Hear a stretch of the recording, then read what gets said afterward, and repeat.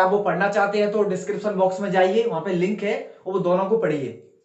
मेरे को लगता है कि अगर दोनों को आप पढ़ते हैं तो उसके बाद ये आपको आराम से समझ में आएगा, क्योंकि उसमें हम इससे रिलेटेड कुछ पढ़ चुके हैं।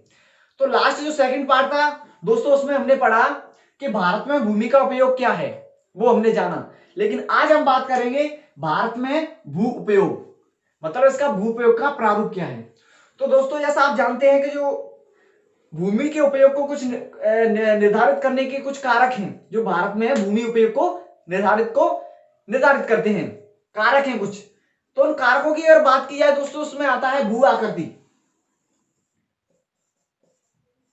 भू आकृति, मृदा का प्रकार,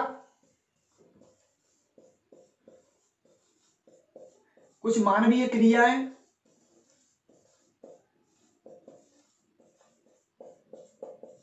ये कैसे निर्धारित करती है भूमि के उपयोग को, तो हमको ये जानना जरूरी है। जैसे भू आकृति है, ये ऐसे करती है जैसे दोस्तों समतल एरिया है वहां पे आज ज्यादा रहना पसंद करेंगे अपेक्षा पर्वतीय प्रदेशों के। तो जो उपयोग हो गया भूमि का, आप कहां भूमि का ज्यादा उपयोग करेंगे, जहां समतल एरिया है, क्योंकि वहां फसल कर सकते हो आराम से, वहां पर जो ट्रांसपोर्टेशन सिस्टम है वो अच्छे से स्थापित हो सकता है, खेती हो सकती है, घर बन सकते हैं। तो उसी के तरीके से हम जो भू आकृति है वो भी उसके उपयोग को प्रभावित करती है। आप पर्वतीय प्रदेश में जाइए, वहां पे आपको ना तो ट्रेन की जो लाइन है वो बिछी मिलेंगी, ना ही वहां पे जो ट्रांसपोर्ट सिस्टम अच्छा होगा, खेती अच्छे से हो नहीं सकती, ना घर बन सकते। तो हम कह सकते हैं कि जो भू आकृति होती हैं, जैसे पर्वत है, पठारी मैदान है, ये सब चीजें भी भूमि के उपयोग को निर्धारित करती हैं। दूसरा है मृदा का प्रकार, ये कैसे करता है, जैसे आप कोई किसी जगह की जो मृदा है वो बहुत ही उपजाऊ है तो आप वहां रहना पसंद करेंगे, जहां की कम उपजाऊ वहां हम नहीं रहेंगे, तो ये भी उपयोग है। तो ये भी कारक है जो निर्धारित कर रहा है।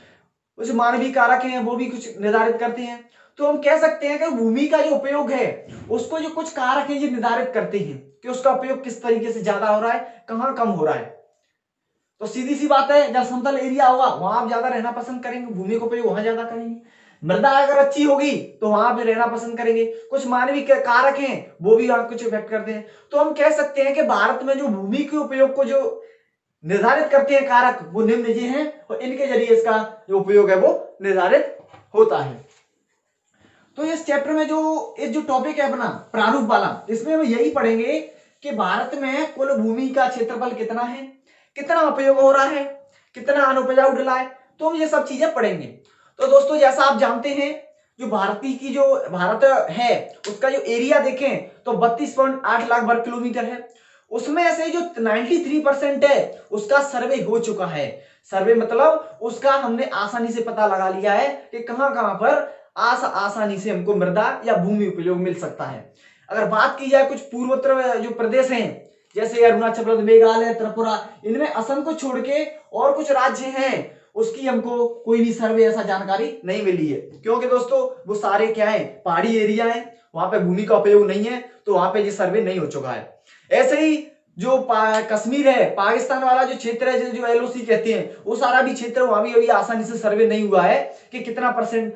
तो कुल मिला के ये है कि 100% भूमि में से 93% भूमि का उपयोग अभी हमने निर्धारित कर लिया है।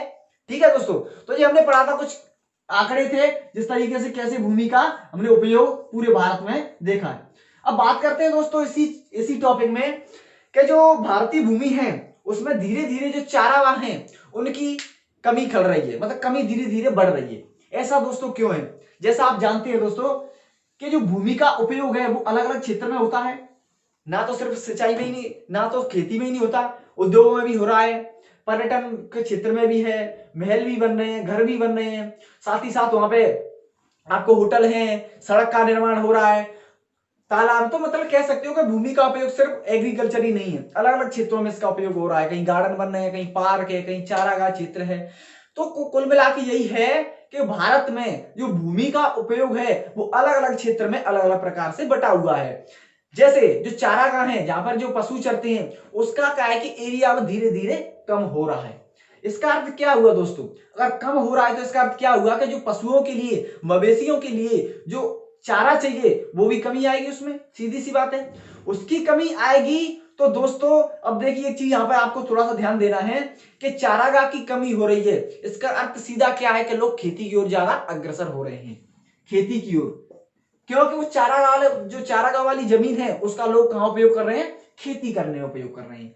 तो हम कह सकते हैं कि जो चारागाह की जमीन है वो सीधा सा किसने रिप्लेसमेंट किया है, एग्रीकल्चर वाली ने। तो अब जैसे पूर्वोत्तर एरिया जो भारत के राज्य हैं, अगर वहां की बात की जाए तो वहां पे क्या है कि जो निवल बोया गया क्षेत्र है उसकी बहुत कमी है। निवल बोया गया क्षेत्र, जैसा मैंने पिछले बताया आपको, ये क्या होता है आप सेकंड चैप्टर देखिए, जो सेकंड पार्ट आपको मिलेगा।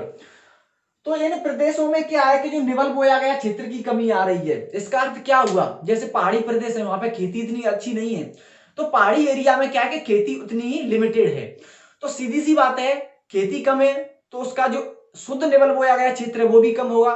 तो यही कारण है, आप जैसी एनसीईआरटी खोलोगे तो उसमें बूझो करके क्वेश्चन पूछ रहा है कि आप बता सकते हो उसका कारण क्या है। कारण एक तो ये है, एक चारागाह में कमी आ रही है। आप दूसरा ये लिख सकते हो कि जो पहाड़ी प्रदेश है उसमें जमीन नहीं है तो लोग के पास जो खेती है उसका मान कम है, तो कह सकते हैं कि जो शुद्ध निवल बोया क्षेत्र है वो बहुत ही कम है। ठीक है दोस्तों, तो ये हमने पढ़ा कि भारतीय भूमि का प्रारूप क्या है, कितनी परसेंट में कितना है, क्या क्या उपयोग हो रहा है। एक और चीज है दोस्तों, क्या जो वन नीति आई थी भारत में 1952 में, जो वन नीति आई थी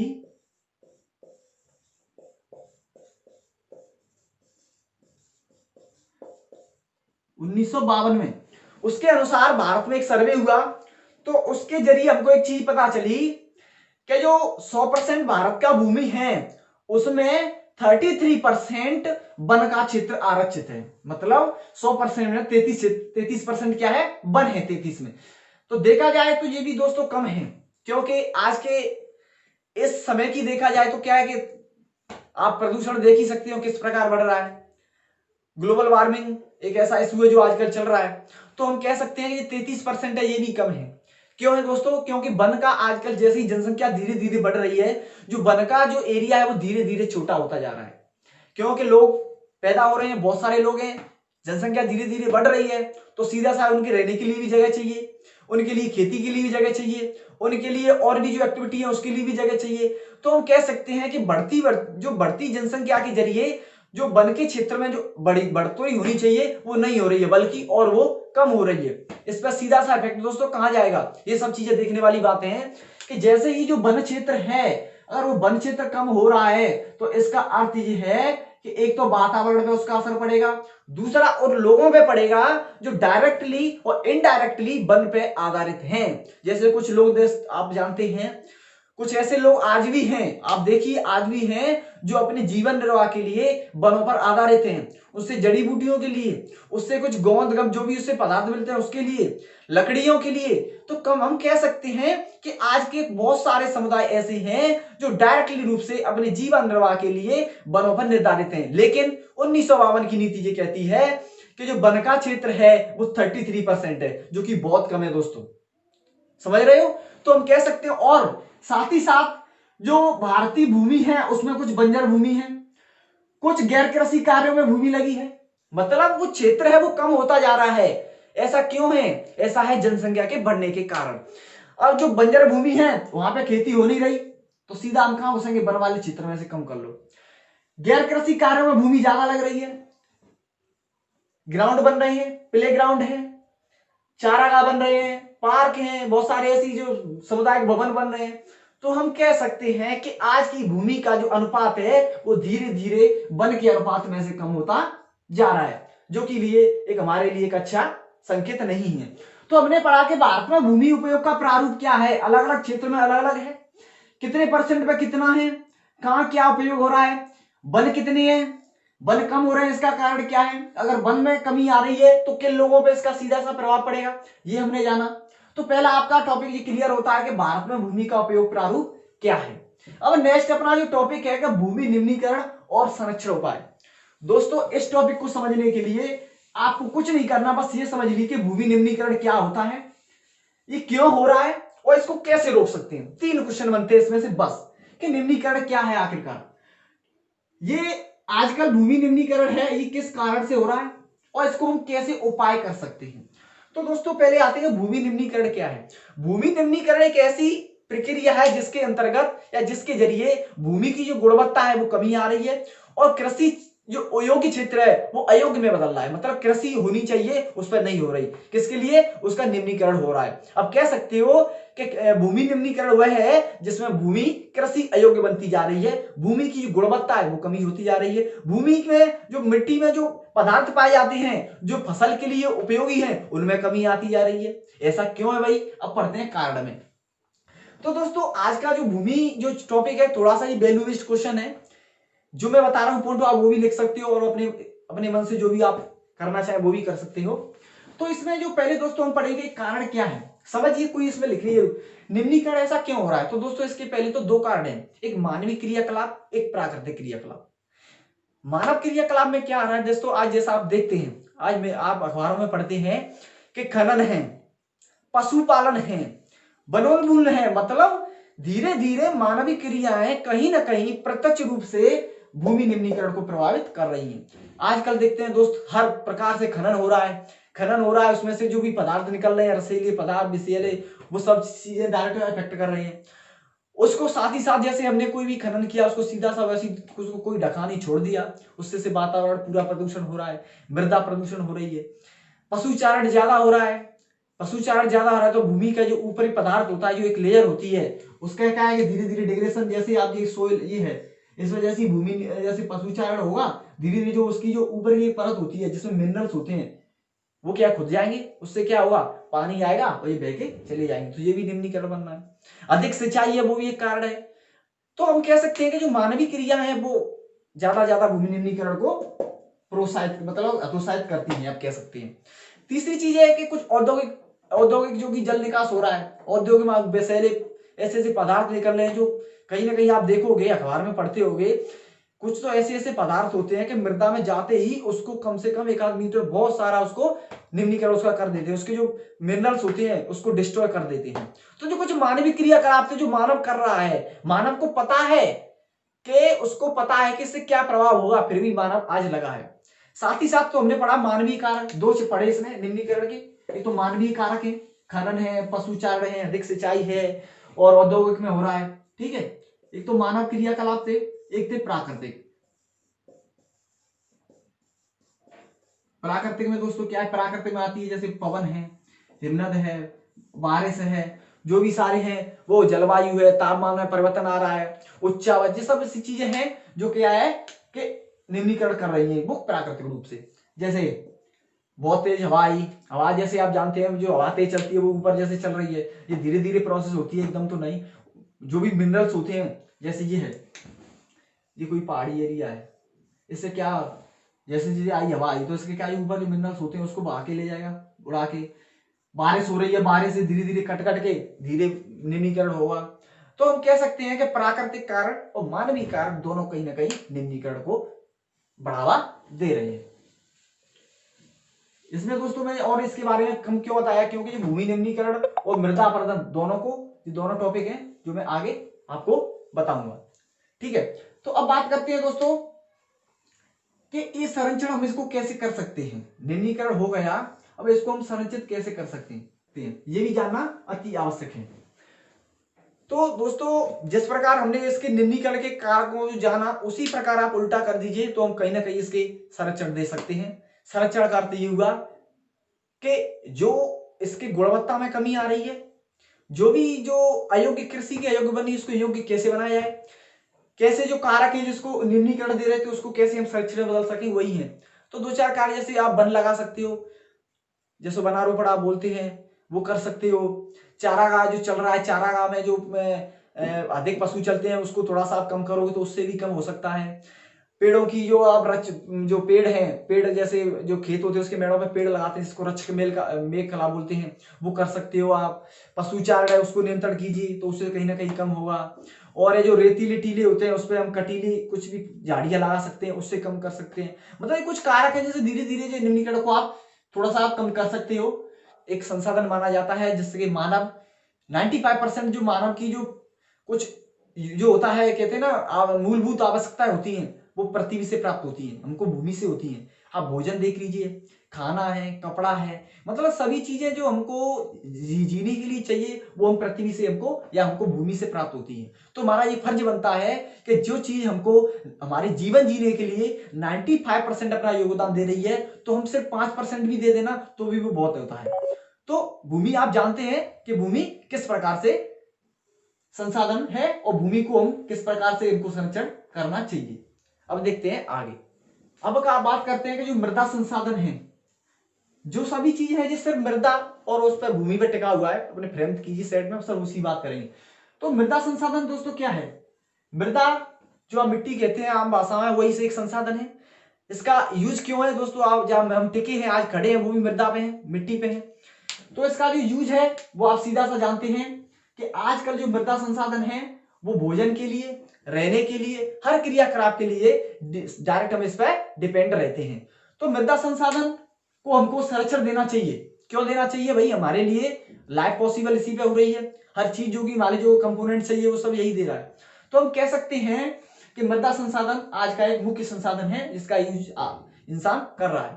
ठीक है, अब बात करते हैं कि मृदा जो बनने के लिए कुछ कारक होते हैं। मृदा बनने के लिए कुछ कारक हैं।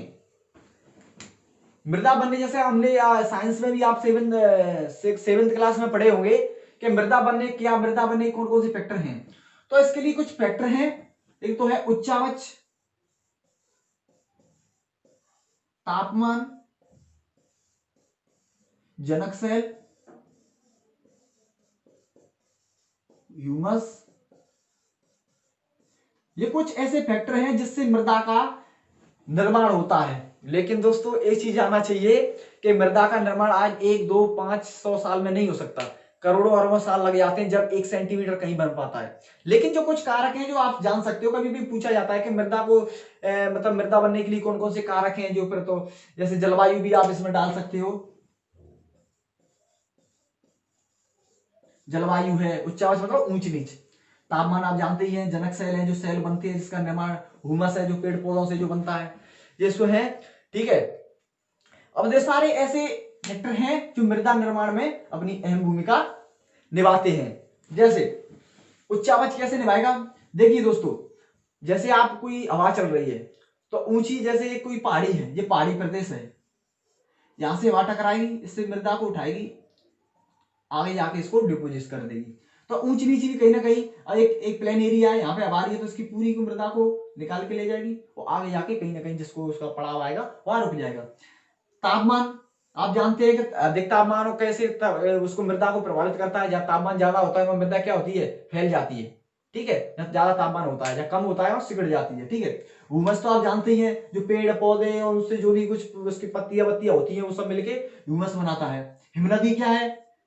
और जो पवन है, पवन कैसे है? जैसे पवन चलती है, एक जगह से उठाई मिट्टी दूसरी जगह डिपोजिट कर दी। तो ये सारे फैक्टर हैं जो मृदा निर्माण बनने में सहायक रहते हैं। तो अब आते हैं जो मुख्य मृदा है। मुख्य मृदा कौन कौन सी हैं उनके बारे में हम विस्तार से पढ़ेंगे। क्या मुख्य मृदा कौन कौन सी हैं, कैसे इसका वर्गीकरण है, तो कैसे क्वेश्चन पूछा जाता है, कैसे हम इसका वर्गीकरण कर सकते हैं। तो अब देखते हैं मृदा का वर्गीकरण कैसे है। बात करते हैं दोस्तों कि जो मृदाओं का वर्गीकरण कैसे किया गया है या कौन कौन सी मुख्य मृदा हैं।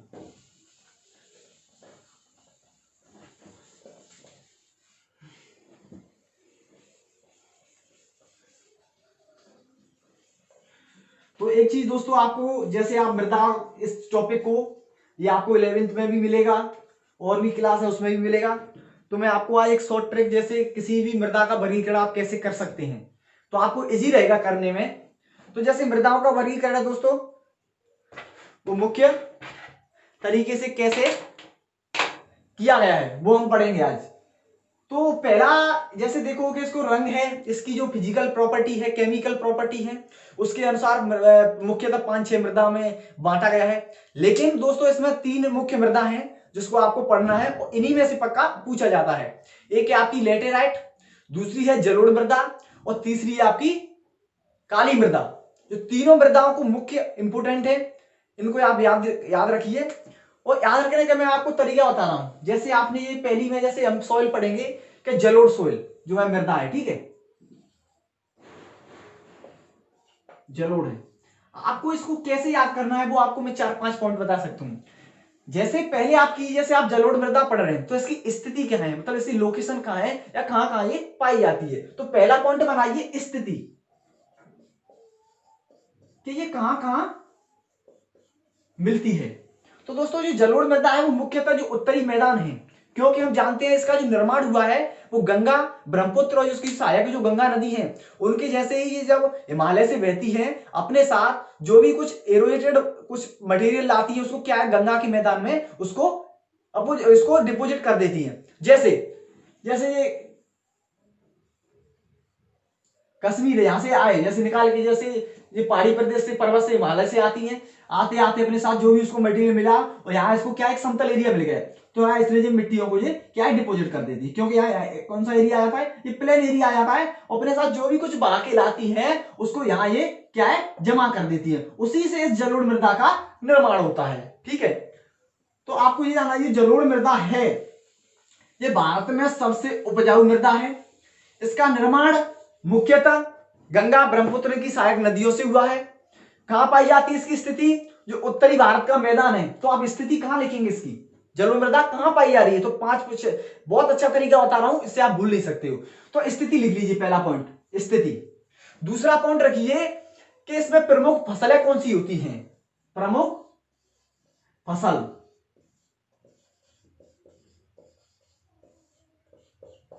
ठीक है, और मैं अच्छे से लिख देता हूं, शायद आप इसका मेरे हिसाब से आप स्क्रीनशॉट ले लीजिए। इसकी स्थिति, प्रमुख फसल इसमें कौन सी होती है, इसमें मुख्यतः रासायनिक पदार्थ कौन कौन से पाए जाते हैं,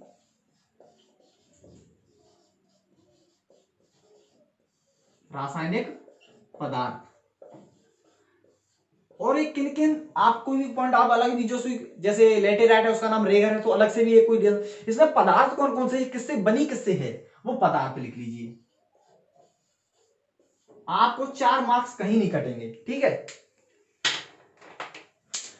तो आप जैसे ये देखो, तो जलोढ़ मृदा है, सॉरी दूसरा मार्क कर लेता हूं।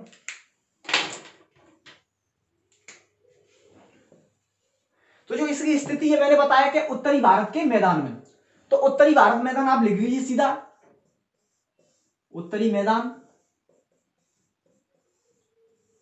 और इसका ये कहां पाई जाती है, जो गुजरात है और राजस्थान की एक सकरी सी पट्टी है वहां भी ये थोड़ी थोड़ी पाई जाती है, तो वहां भी आप लिख सकते हो गुजरात और राजस्थान। ठीक है, तो इसकी स्थिति हो गई, मतलब ये जलोढ़ मृदा कहां कहां पाई जाती है। अब बात करें कि इसमें मुख्यतः फसल कौन कौन सी होती हैं, तो इसमें होती है गन्ना है, चावल है और गेहूं। तो प्रमुख फसल में कौन कौन सा आया, गन्ना, चावल और गेहूं। ठीक है, तो ये इस जलोढ़ मृदा में ये प्रमुख फसल है। अब इसमें कुछ केमिकल सब्सटेंसेस हैं जो भी इसमें पाए जाते हैं, जैसे पोटास है, फॉस्फोरस है, चूना है, तो आप लिख सकते हो फॉस्फोरस, पोटास, और इसमें चूना भी पाया जाता है, मतलब ये चूना युक्त है। ठीक है, फिर है कि इसमें प्रमुख पदार्थ कौन से पाए जाते हैं, प्रमुख पदार्थ कौन से पाए जाते हैं, तो इसमें दोस्तों रेत है, एक सिल्ट है, एक मृत्तिका है, जो तीनों से इसका निर्माण हुआ है। क्योंकि जब उत्तरी जब हिमालय से आती है तो बहुत सारे ऐसे मटेरियल मिलते हैं जिसको साथ लेके आती है, तो रेत है, सिल्ट है और मृत्तिका है। तो कह सकते हो रेत, सिल्ट और मृत्तिका, मतलब ये 4 आप पॉइंट से इसको पूरी के आराम से पढ़ सकते हो। और ज्यादा आपको कहीं लिखना है तो आप लिख सकते हो कि सबसे उपजाऊ मृदा है। क्यों है, क्योंकि गंगा ब्रह्मपुत्र नदी मैदान से उसे लाके या निर्माण करती हैं। इसमें मुख्यतः इस जो उत्तरी मैदान है इसमें मुख्यतः बहुत सारी जनसंख्या पाई जाती है। जनसंख्या क्यों पाई जाती है? क्योंकि उत्तरी में जो मैदान है वो बहुत उपजाऊ है, यहाँ पे खेती अच्छी होती है तो लोग ज्यादा रहते हैं। तो हम कह सकते हैं कि जलोढ़ मृदा बहुत ज्यादा, जो भारत का जो एरिया है वो सबसे ज्यादा यही पाई जाती है। स्थिति का उत्तरी जो मैदान है, इसमें कौन कौन से आप उत्तरी मैदान ना लिखते हो तो उत्तरी मैदान में जो भी राज्य आते हैं उसको आप लिख सकते हो। गुजरात और राजस्थान थोड़ी सी पट्टी में पाई जाती है। इसमें फसल कौन कौन सी होती है? गन्ना, चावल है, गेहूं है। इसमें रासायनिक पदार्थ कौन कौन से हैं? तो फास्फोरस है, पोटास है, चूना युक्त है। इसमें किस पदार्थ से बनती है? रेत, सिल्ट, मृत्तिका। तो 4-5 पॉइंट से आप इसको आराम से पढ़ सकते हो। अब पढ़ते हैं कि जो बांगर है और खादर क्या होता है, ये चीज क्या होती है। बात करते हैं दोस्तों कि बांगर और खादर क्या है। जो जलोढ़ मृदा है ना, अभी हमने बात की, उसी से जुड़ा हुआ ये शब्द है कि बांगर और खादर क्या है। तो बांगर जैसे है वो उत्तरी मैदान में पाया जाता है। ये क्या है? एक पुराना जलोढ़ है। पुराना जलोढ़ मतलब पुरानी जलोढ़ मिट्टी।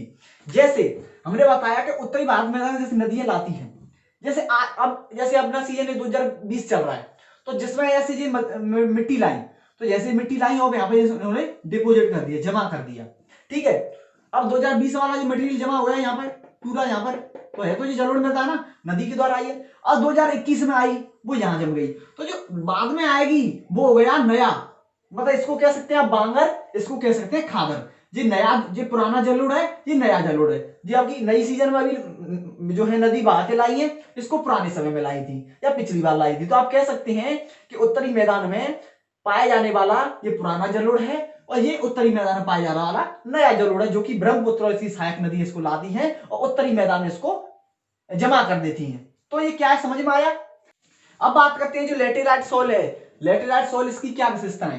तो जो इसकी स्थिति है वो जो दक्षिण भारत के राज्य हैं, जैसे आप महाराष्ट्र है, नीचे आप केरल है, कर्नाटका है, पश्चिम बंगाल है, उड़ीसा है, जो भी सारे जो दक्षिणी राज्य हैं वहां ये पाए जाते हैं। आप ऐसे लिख सकती हो दक्षिणी राज्य, जिसमें वेस्ट बंगाल, उड़ीसा, कर्नाटका, मतलब दक्षिणी भारत के राज्यों में इसकी लोकेशन आपको दर्ज करनी है। अब इसमें फसल कौन सी पाई जैसे बताया।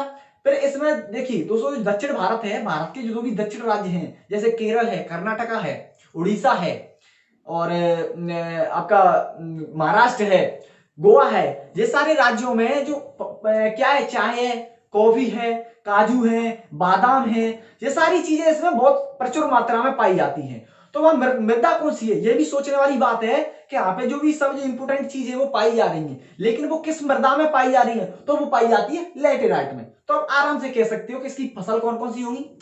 चाय, कॉफी, जो कॉफी कर्नाटका का मुख्य उत्पादक, एक जो कॉफी का मुख्य उत्पादक राज्य है वो कर्नाटका है। चाय का कौन सा है? असम है। और जो उसका काजू का है वो केरल है, ठीक है। तो चाय, कॉफी, काजू, बादाम, मतलब जो भी कुछ महंगी और अच्छी चीजें हैं वो किसमें पाई जाती है? लेटेराइट मृदा में। जो कहां पाई जाती है? दक्षिण भारत के राज्यों में, मुख्यतः कर्नाटका और केरल, महाराष्ट्र, तमिलनाडु, इन राज्यों में ये पाई जाती है। अब इसमें कुछ रासायनिक पदार्थ कौन कौन से पाए जाते हैं, जैसे मृत्तिका है। और दोस्तों एक चीज भी ध्यान रखना है, इसमें क्या कि अम्लीय टाइप की है, ये अम्लीय मतलब इसमें अम्ल ज्यादा पाए जाते हैं, क्योंकि यहाँ बारिश क्या है कि बहुत ज्यादा होती रहती है दक्षिण भारत में, तो इनमें क्या है कि इसको अम्लीय है इसके। तो इसमें मुख्यतः जो पोटास है वो पाया जाता है, ठीक है। और अम्लीय ये ज्यादा है, इसकी जो पीएच वैल्यू है वो 6 से ज्यादा है, ठीक है। तो उमस इसमें पाया जाता है, पोटास है वो पाया जा रहा है। इसको एक और चीज याद रखना है, इसको क्या जो पर्णपाती है और उष्णकटिबंधीय सदावर वन है ना, तो इस तरीके से इसको पर्णपाती या उष्णकटिबंधीय मृदा भी कहा जाता है। क्यों कहा जाता है? जो पर्णपाती वन है और जो उष्णकटिबंधीय वन है वो क्या है, मुख्यतः इसी मृदा में पाए जाते हैं। तो इसी वजह से इसको हम क्या कहते हैं? पर्णपाती मृदा या कटिबंधीय, उष्णकटिबंधीय, ठीक है। और ये उष्णकटिबंधीय क्या है, ये मैं आपको जो आपका चैप्टर आएगा नेक्स्ट वाला, मैं उसमें आपको बताऊंगा, ठीक है दोस्तों। तो लेटेराइट मृदा आपकी कंप्लीट हुई। अब बात करते हैं काली मृदा, जो बहुत ही इंपोर्टेंट है। उसका उसका रोल है ना 10th क्लास की अगर मृदा से चैप्टर आता है, बहुत इंपोर्टेंस है उसका, तो आप वो भी आराम से कर सकते हो। काली मृदा जैसा आप नाम से ही परिचित है, इसको क्या है, कपासी मृदा कहते हैं।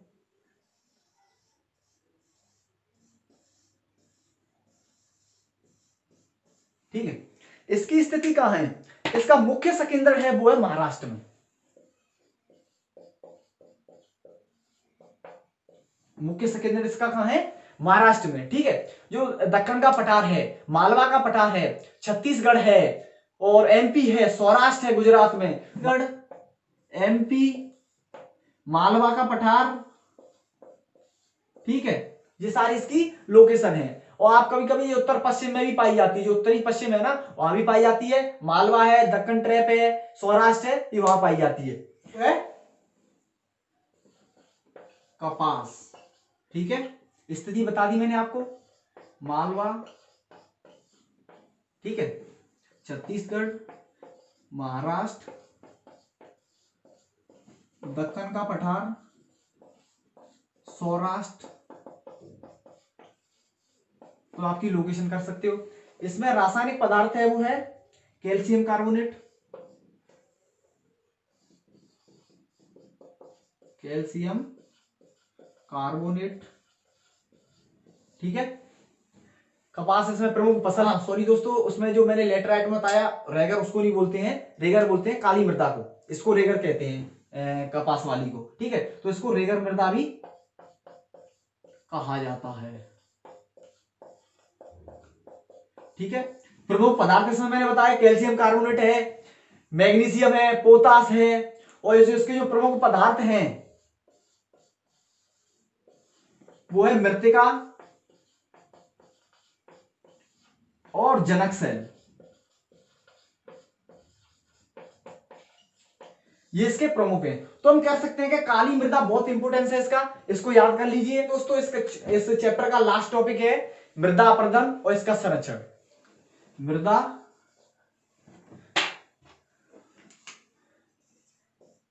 अपर्दन और संरक्षण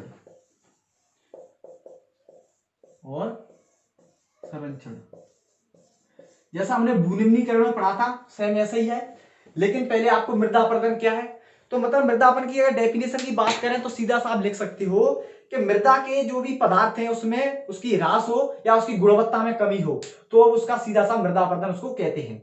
अब मृदा अपर्दन क्या है हमने पढ़ा, लेकिन मृदा अपर्दन कैसे होती है, क्यों होता है मृदा अपर्दन, संरक्षण क्या है, इसको कैसे रोक सकते हैं, वो सब हमें पढ़ेंगे दोस्तों।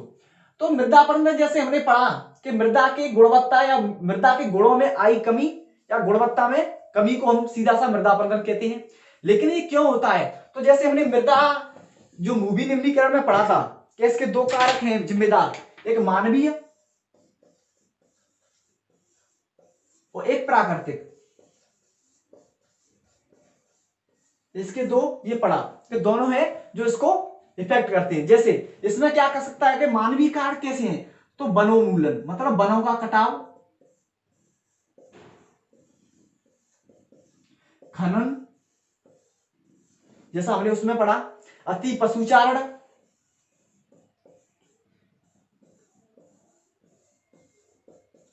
अधिक सिंचाई,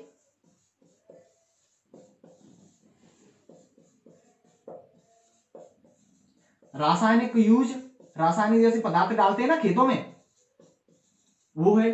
तो ये सारे हैं जो मानवीय कारक है जो कि मृदा अपर्दन को बढ़ावा देते हैं। कैसे देते हैं दोस्तों, कि वनों का कटाव होगा तो सीधी सी बात है, जैसे ही वनों का कटाव होगा, क्योंकि वन क्या है कि मिट्टी की जड़ों से जो होती है जड़ उसको बांधे रखते हैं, तो आप जैसे ही वनों को काटोगे तो जैसे ही पानी आया तो मिट्टी क्या है कटाव होगा, इसका सीधी सी बात है। उसके जो भी मिनरल्स होते हैं वो ऊपरी परत में होते हैं मृदा के में, तो क्या है कि आप जैसे ही वनों को काट लोगे तो बारिश होगी, उसके ऊपर वाले जो भी कुछ पदार्थ हैं जो कि उसको गुणवत्ता बनाए रखते हैं वो साले चले जाएंगे। खनन जैसे मैंने पिछले बताया कि खनन किस प्रकार से है, खनन जैसे कुछ जैसे सीमेंट है, चूना है, जो पदार्थ होते हैं ना जो खनन से निकलते हैं, जब ये मृदा में जैसे ही जम जाते हैं ना उसकी परत के रूप में, तो क्या है कि जो पानी है उसको एब्जॉर्ब नहीं करते, मतलब पानी उसमें अंदर नहीं जा सकता। अगर उसकी उसके ऊपर परत जम गई ना जमीन पे, तो वो अंदर जो पेड़ों के लिए पानी चाहिए वो नहीं पहुंच पाता। तो ऐसे ही खनन है। खनन कुछ ऐसा होता है, जैसे आप झारखंड, छत्तीसगढ़, उड़ीसा में देख लीजिए, वहां पे खनन क्या है, सीधा सा खनन कर लिया, लेकिन उसको कोई भी ढकता नहीं, सीधा खुला रहता है और सीधे एनवायरमेंट को और मृदा को प्रभावित करते हैं। तो खनन है वो भी करता है। अति पशुचारण, जो अभी मैंने बताया कि पशु चरेंगे तो क्या ऊपर के कुछ क्या जो लेयर है उसको खत्म कर देंगे, पानी आएगा वो बहा के ले जाएगा। सिंचाई भी जो मैंने बताया, सिंचाई होती है ज्यादा। सिंचाई क्या है, देखो कहते हैं ना कि excess of everything is bad, हर चीज की जो हद होती है वो खराब होती है। अगर सिंचाई खेतों के लिए जरूरी है, लेकिन हद से ज्यादा जरूरी नहीं है। हद से ज्यादा होती है तो वो सीधा सा हार्मफुल रहती है, किसके लिए, मृदा के लिए, क्योंकि उसके जो भी कुछ पदार्थ होते हैं, मिनरल्स होते हैं, जो पेड़ और पौधों को संरक्षण देने के लिए, उसको गुणवत्ता देने के लिए चाहिए होते हैं, वो सीधे से बह के चले जाते हैं। तो सिंचाई भी कहीं ना कहीं मृदा अपरदन का कारण बनती है। नेक्स्ट है कुछ रासायनिक, जैसा आप देखते हैं गांव में लोग क्या है कि खेती को बढ़ावा देने के लिए, अच्छी खेती के लिए उसमें यूरिया, डालडा जो जो क्या आती है वो डाल देते हैं, उल्टे सीधे कुछ नाम होते हैं, वो सब उसमें डाल देते हैं। उससे क्या है, उनके लिए कुछ क्षणिक भर के लिए तो क्या है कि उसमें फसल ज्यादा रह जाती है, लेकिन लॉन्ग टर्म की लोग नहीं देखते कि अगर इसका हम आज उपयोग कर रहे हैं तो हमारी खेती पर लंबे समय के लिए क्या प्रभाव रहेगा।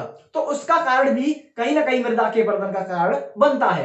तो जैसे पढ़ा, ये क्या है, मानवीय कारक है, मानव को जानता है लेकिन जानने के बावजूद भी ये सब चीजें कर रहा है। तो ये सब क्वेश्चन, इसमें से मुख्य क्वेश्चन यही फंसता है कि मृदा अपरदन क्या है, आप इसको संरक्षण कैसे दोगे। अब ये क्वेश्चन आता है, अगर आप पॉइंट करके कुछ मानवीय कारक और प्राकृतिक अगर लिखोगे ना तो बहुत अच्छा रहेगा, जो आपका एग्जामिनर है वो आपका नंबर नहीं काटेगा। ठीक है, अब बात करते हैं वनों का कटाव, जैसे पढ़ लिया, खनन कैसे कर रहा है, अति पशुचारण, अधिक सिंचाई, रासायनिक, तो ये सारे क्या थे, जो मानवीय कारक थे, जो क्या है मृदा अपरदन का कारण बनते हैं।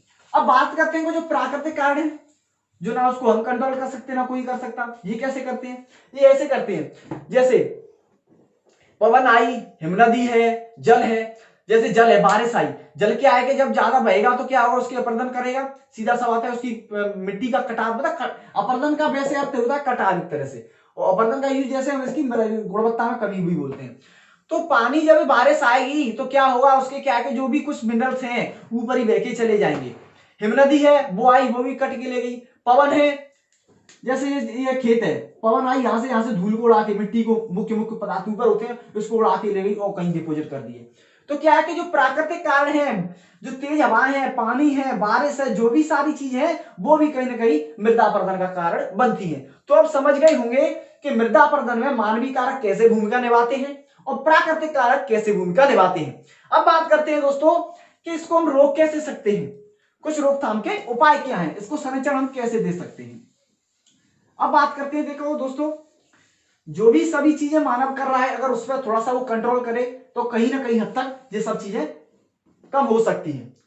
पशुचारण है, उस पर थोड़ा सा कभी रोकथाम करे।